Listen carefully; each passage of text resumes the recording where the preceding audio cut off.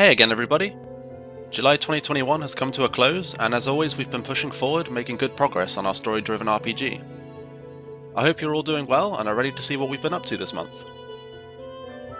Before we get started, I want to remind everyone as always that Exodus Rising is still very much a work in progress. Everything that we showcase in these devlogs is not final and is subject to change leading up to release. Since we showed off the lower city at the beginning of the month, we've made a lot of progress adding in art to this area. As was also the case with the Colosseum, it's been really cool seeing this area develop over the course of June and July. We won't be showing you all of the art that has been added to this dungeon, because as we mentioned in our last devlog, we want you to have fun exploring these locations for yourselves. Our goal moving forward is to show you all a small glimpse of some of our upcoming levels. Without spoiling you, we want to give you an idea as to the overall look and feel that you can expect with these unique locations that you'll be visiting. Before moving on, I want to mention that this month we updated our landscape material to allow for the use of tessellation. This allows us to make the ground that you walk on look more 3D and realistic.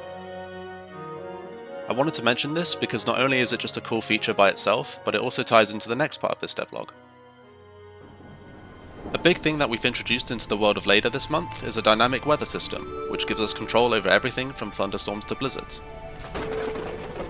We're excited that we can now expand on our goal of having each location in the world be a unique experience, by also having the atmosphere of each area differ dependent on the weather conditions.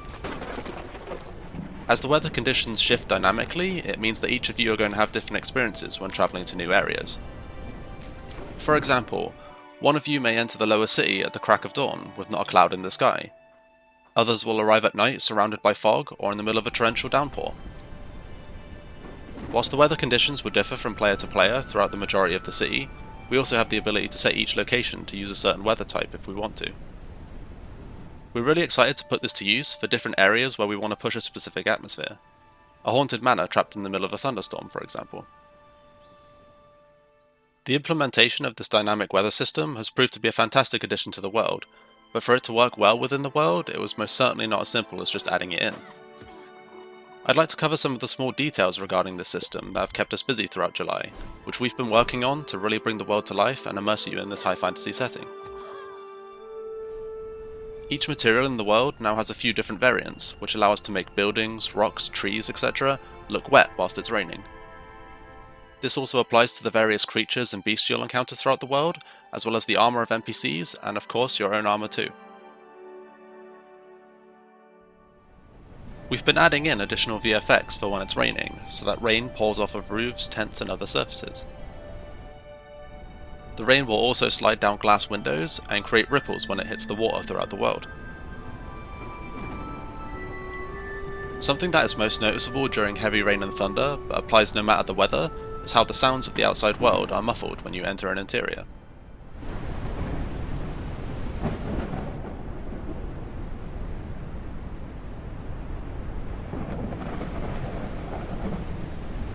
I want to go back to the landscape tessellation that I mentioned previously, as the new weather system benefits greatly from it.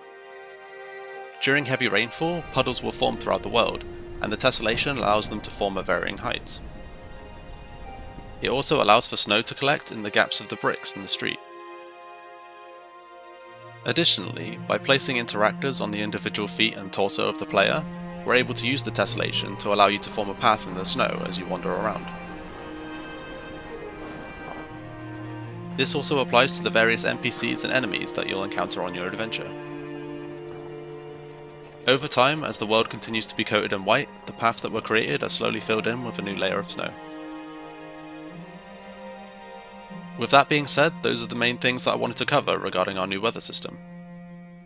As I mentioned before, working this new system into the game has taken a lot of time this month, as we want to make sure that we get it right and create an exciting and immersive world for you all to explore. Moving on then, let's talk about some of the other changes we've made throughout July. As the lower city set dressing continues, various new levels are being designed alongside it. Once again, we'll be keeping info about these levels to a bare minimum, but we'll still be sure to keep you up to date on how we're progressing with them each month. You now leave ripples in the water as you step through puddles, which also has new sound effects.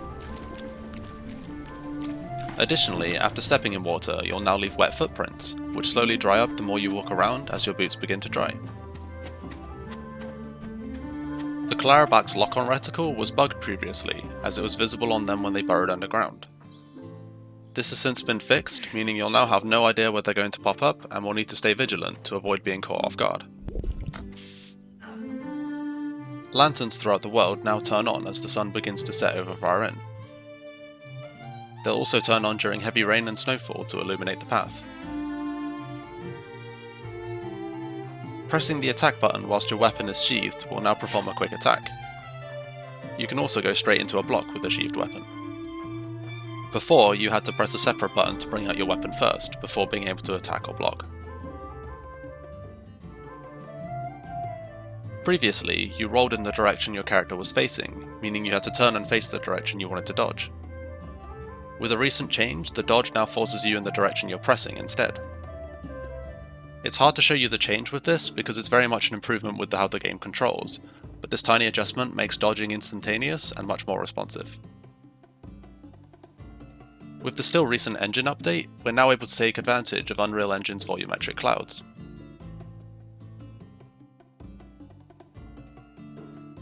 And finally, we've adjusted the camera for when you enter the interiors of buildings and other tight spaces.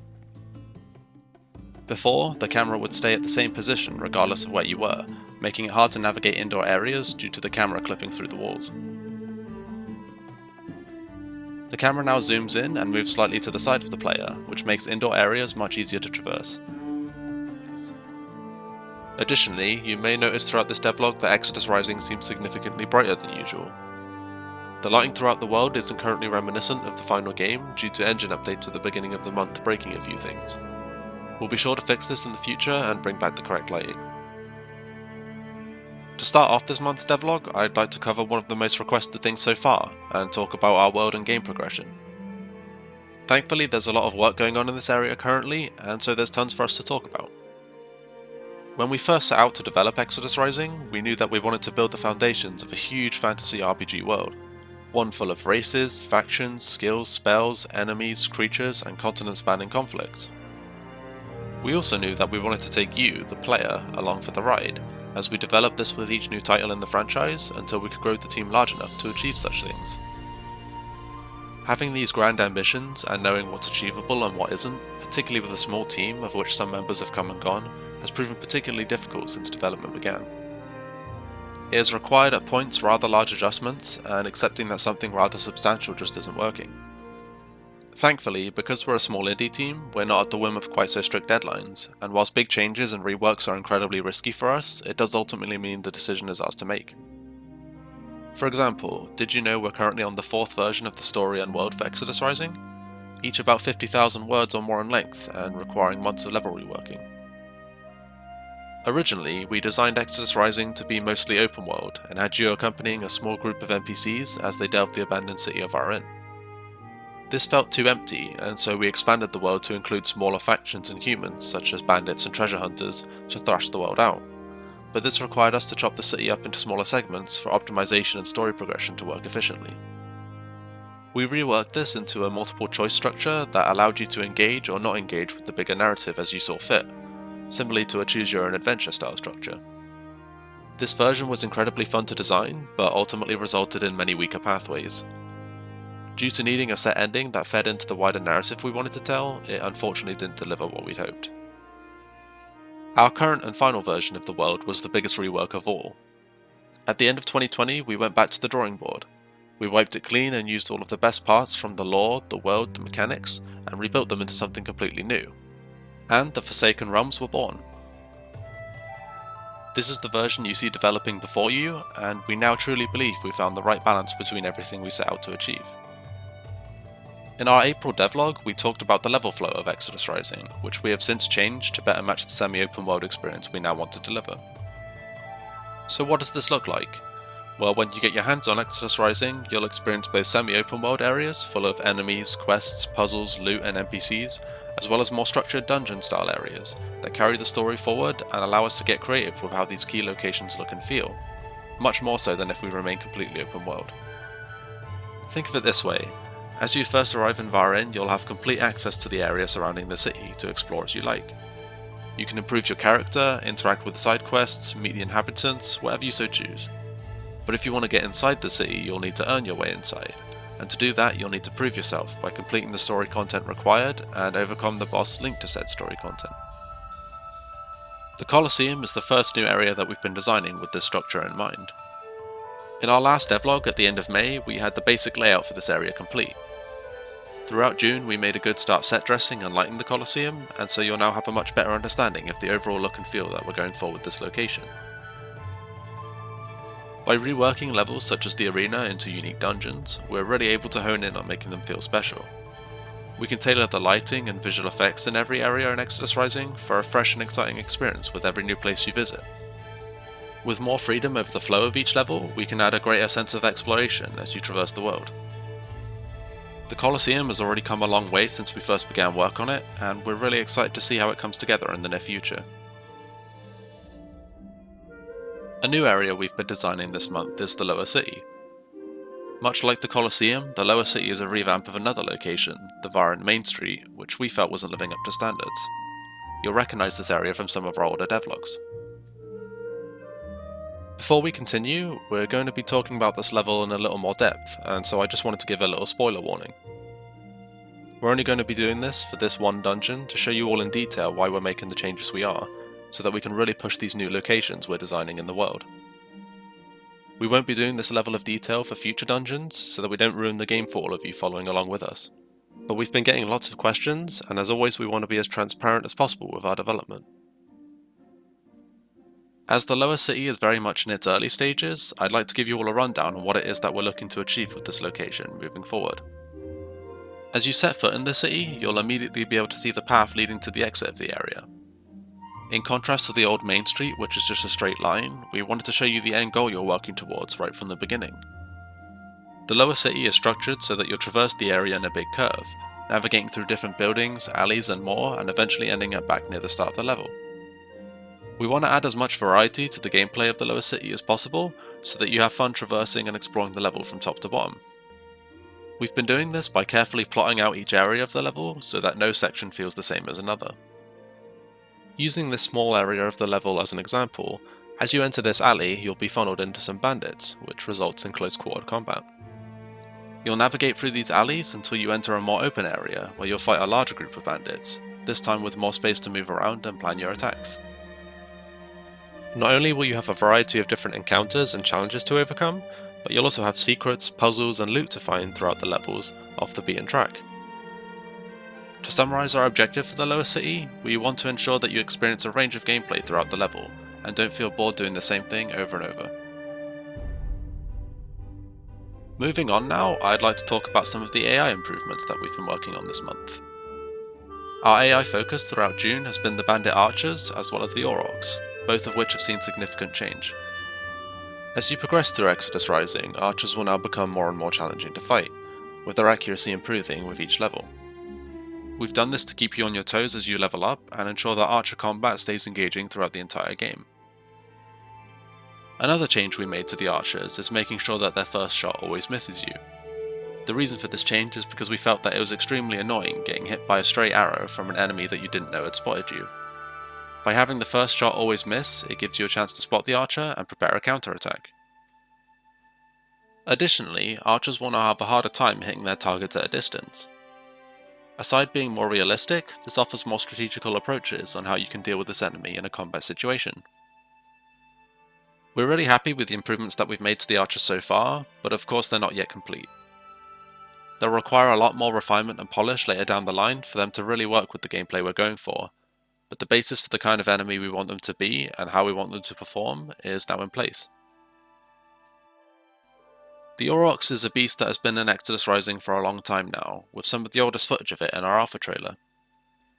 Much like the bandit archers and the sword and shield fighters from our last devlog, the AI for the aurochs has been very basic up until now, just so that we could get it into the game where we needed it to be. The aurochs is very much a passive beast that won't lay a finger on you, at least until it's provoked. As we set out to refine its AI, we took a step back to think about what our end goal for it is. As an optional enemy that you can choose whether to fight or not, we want it to be quite the challenging beast to defeat. With this in mind, the aurochs has received a significant speed increase, meaning you'll have to stay on your toes as it comes charging towards you. Additionally, a problem with the old Aurochs was that it would try to headbutt you once it got in range of you, but this was extremely easy to avoid. The new Aurochs will perform a charge attack and won't stop unless it's A, gone past you, or B, gone through you. This means that when you're in combat with the Aurochs, you best be prepared to dodge out of the way. The final adjustment that we've made to the Aurochs for the time being is adding a window for you to attack it. Previously, it would constantly charge around, leaving you no chance to land a hit on it, unless equipped with a bow or ranged magic spell. Whilst we want this beast to provide a huge challenge, we also want to ensure that any playstyle can be used to bring it down. After finishing its charge, it will now skid to slow itself down, and then proceed to shake its head for a short period of time. This is your chance to attack it.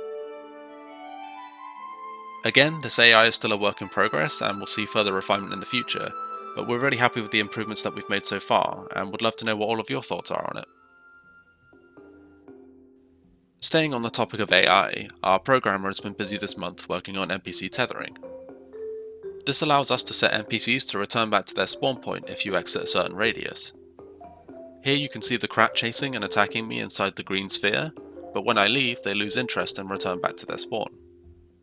This is important because it prevents enemies from chasing you relentlessly around the entire map, resulting in you having to fight multiple enemy encounters at once.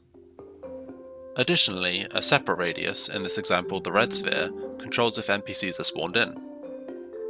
With the ability to prevent enemy encounters from overlapping or stretching out longer than intended, we have more control over how each section of a level plays in Exodus Rising. We're already putting NPC tethering to good use in the lower city, as it's helping us to deliver the varied gameplay that we're going for. Before I end off this devlog, there are a few more things that I want to list off which have kept us busy this month. Behind the scenes, a lot of time has gone into writing the story and dialogue for Exodus Rising, and as a story-driven RPG, there is a huge amount that goes into creating an engaging narrative. It's something that we unfortunately can't show you all too much of, at the risk of spoiling the story. Nevertheless, we thought it was most certainly worth mentioning, as it has kept us extremely busy for several months, and has represented a good portion of development. Another thing that we've been busy working on, which we unfortunately can't show you guys, are some new bosses. This is something that I really can't talk about more, but know that you'll encounter various challenging enemies throughout your adventure. We're now utilising virtual texturing in our landscape to allow for seamless blends between assets and different surfaces. You can see how these rocks now become wet when placed in water. Here you can also see how the bottom half of these boulders blend with the grass and the mud. It's easier to see the difference when toggling the virtual texturing on and off. Finally, to end off, a small update that was suggested by some of you in the community. We removed the reticle that sat at the centre of the screen for melee weapons. This piece of UI didn't help you in any way during gameplay, and only really served as an annoying distraction. Melee combat feels much better with it removed. This change was suggested by some of the members in our Discord, and that's the best place for you to be if you would like to give us some feedback. Whilst we can't incorporate every suggestion into the game, we try to take all the feedback to heart, and at the very least listen to your idea and consider it moving forward. With that being said, that's everything I have to share for this month's devlog. As always, we'd love to know what you thought of everything we covered today, especially the world and game progression section at the beginning. We don't usually do deep dives like that, so we're really interested in hearing if you want to see more of those in the future.